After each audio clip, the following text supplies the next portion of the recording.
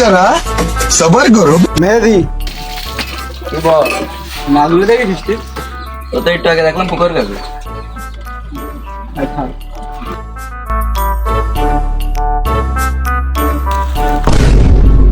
खत्म। Bye bye, tata, goodbye, गया।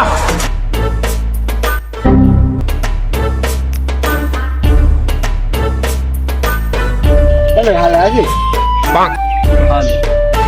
এই ছবি দিচ্ছিস না কেন?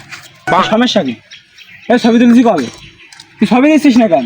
বন্ধু মনে ছিল না।